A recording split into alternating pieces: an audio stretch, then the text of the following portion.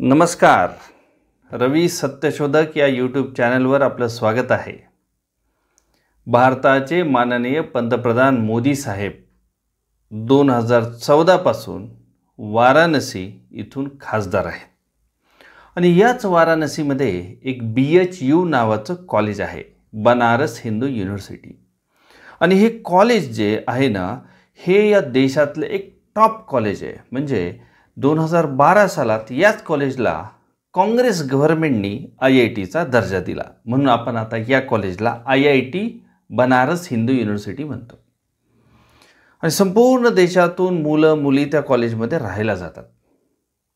आणि याच मतदारसंघामध्ये म्हणजे वाराणसी मतदारसंघामध्ये मोदींच्या मतदारसंघामध्ये कॉलेज आहे. तर या कॉलेजमध्येच भारतीय जनता पक्षाच्या IT सेलच्या 3 मुलांनी 1 नोव्हेंबर 2023 साली गँगरेप केला. पण 2 महिने ती बातमी बाहेर आलीच नाही. याचं कारण भारतामध्ये मध्य प्रदेश, राजस्थान, छत्तीसगड आणि तेलंगणा या राज्यामध्ये निवडणुका होत्या, हे कारण असू शकतं. आणि ज्या ठिकाणी ही घटना घडली त्या ठिकाणचा सुद्धा CCTV अवेलेबल आहे, त्या ठिकाणची सुद्धा व्हिडिओ आहे. परंतु कॉलेजने सुद्धा ती व्हिडिओ आत्तापर्यंत बाहेर आणलेली नाही आणि पोलिसांनी सुद्धा आत्तापर्यंत या घटनेवर स्वतःचं मत दिलेलं नाही. आपण म्हणजे काय करावं माहिती आहे का, की एखादी घटना एखादा राजकीय पक्षाच्या मंडळीकडून जर झाली असेल तर एवढा देशभर धिंगाणा करण्याची आवश्यकता नाही. कायद्याने जी काही सजा त्यांना होईल ते होईल. परंतु हे एकदाच नाही झालेलं. आज ज्या महिला आहेत कुस्ती खेळणाऱ्या, तर ते ब्रजभूषण सिंगवर जे आरोप आहेत, हे कित्येक महिन्यापासून तो खेळ चालू आहे, हे आपल्या सर्वांना माहीतच आहे. मे 2023 पासून मणिपूर राज्यामध्ये जी दंगल चालू आहे ते अजूनही चालू आहे. महिलांवरचे अत्याचार जानेवारी 2024 मध्ये सुद्धा मणिपूर राज्यातले थांबलेले नाहीत. आणि ही आत्ताची ताजी घटना. पण याच्या आधी सुद्धा 2015 सालात, 2016 मध्ये, 2017 मध्ये अशा घटना त्याच कॉलेजमध्ये बनारस हिंदू युनिव्हर्सिटीमध्ये घडलेल्या आहेत. आणि त्या घटना अत्यंत वाईट आहे, जी मी इथे बोलून सुद्धा दाखवू शकत नाही. म्हणून द ललन टॉप या चॅनलनी एक लिस्ट आणली आहे. ती लिस्ट मी तुमच्यापुढे दाखवतो. व्हिडिओला पॉज करा आणि ती लिस्ट संपूर्ण वाचून घ्या. ही लिस्ट नंतर सुद्धा आता जो 2023ला जो गँगरेप झालेला आहे, भारतीय जनता पक्षाच्या IT सेलच्या टुकार कार्ट्यांनी जो केलेला आहे, तर याचं का होतं तुम्हाला सांगू का. आपण जशा लोकात राहतो तसं आपण वागतो. आणि ते त्या भारतीय जनता पक्षाचे ब्रजभूषण असू द्या किंवा हे 3 मुलं असू द्या, ह्यांनी हे जे प्रकार केलेले आहेत आणि त्यांना शिक्षा देण्याच्या ऐवजी सरकारचं काम काय, ठीक आहे बाबा, स्वतःच्या पक्षातल्या कार्यकर्त्यांनी खासदारांनी असं काही केलं तर त्याला काहीतरी शिक्षा द्यायला पाहिजे, तर ते शिक्षा देत नाहीत. तो विषय तसाच ठेवतात. पण ह्या कॉलेजमधल्या विद्यार्थ्यांनी ही जी ताजी घटना आहे, तर सतत आंदोलन केल्यामुळे हा विषय बाहेर आला, नाही तर हा विषय बाहेर आला नसता. म्हणजे ही घटना जर कॉलेजच्या बाहेर घडली असती किंवा जी मुलगी आहे जिच्यावर हे अत्याचार झालेले आहेत, ही जर मुलगी घाबरली असती तर हा विषय वर आला नसता. परंतु ती मुलगी न घाबरल्यामुळे हा विषय तिथे आला आणि पोलिसांना कारवाई करावी लागली. मग आता बघा, आपल्यापैकी कोणाला आपली कोणाची मुलगी असेल, कोणाची लहान बहीण असेल, कोणाचा बाच्ची असेल, तर एवढं चांगलं ते कॉलेज आहे, शिक्षण एवढं चांगलं आहे, तर आपली हिंमत आहे का. आता तुम्ही लिस्ट पाहिली आहे इथे. आपली हिंमत आहे त्या कॉलेजमध्ये पाठवायला. कॉलेज चांगलं आहे, पण ही बाहेरची मंडळी कॉलेजमध्ये कशी घुसू शकते. आणि मोदी साहेब तिथले खासदार एवढ्या वर्षापासून आहेत. कॉलेज हे भारत सरकारच्या अंडर येतं, मग तिथे कारवाई का नाही.